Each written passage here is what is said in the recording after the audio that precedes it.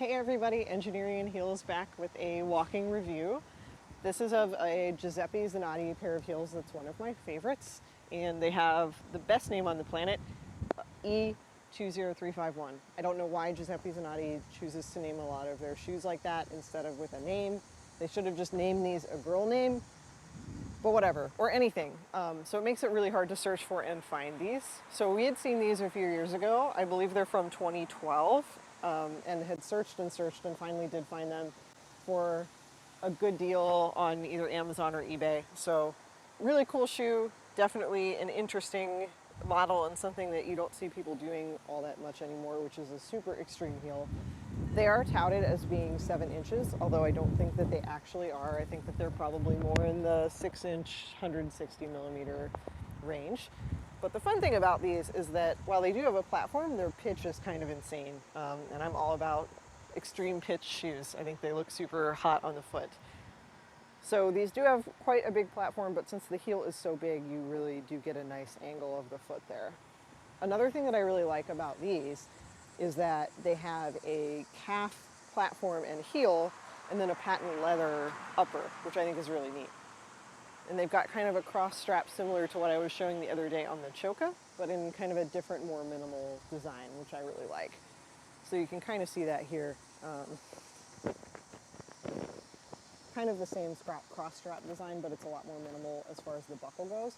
They also have kind of a similar upper. So here we've got an up close shot of this so that you can kind of see the details that I've been referencing. The more minimal cross strap here, and then the kind of wider, it goes into thinner toe strap. So the one thing that I don't like about these, and you can probably see it in the video here, is I do get a little bit of toe overhang.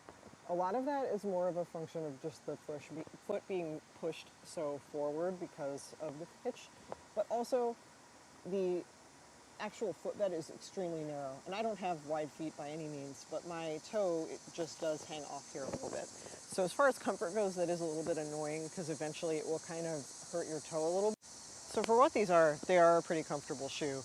They are fairly stable as far as the platform goes. That's my main kind of criticism of the DAF and the Victoria, is that it's an unstable platform, so I feel like I'm always wobbling in them. These are a little bit more stable than that, but they are more uncomfortable on the ankles just because of that high pitch that I was talking about. Definitely love these shoes though. The other thing that I really like design-wise is that the heel kind of comes out the midpoint of your heel instead of the end. You can kind of see that here, how it kind of jogs in. In general, that's a much more comfortable kind of shoe. If you've ever danced in dance kind of heels, you'll see that dance heels have that centered heel versus out on the outside of your heel. It definitely gives you some more stability, and in general, I think it looks pretty cool too. You don't see that design on a lot of heels anymore. Got a little bit of, I pretty much beat up every heel that I own, but I also buy them to wear them, so I think it's totally worth it, even if you're scraping them up. So that probably was, I probably either scraped it on a chair or on some bricks, because those are kind of my two nemesis. So yeah, love these shoes. They're definitely super hot. I love them.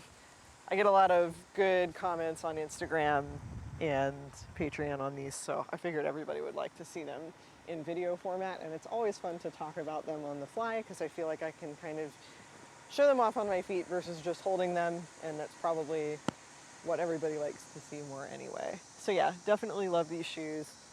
They are, they don't have a seam on the footbed, which is my other thing. I hate it when there are seams on the footbed because I get blisters super badly on my toes. So it always is excellent if they don't have the, if they don't have that seam.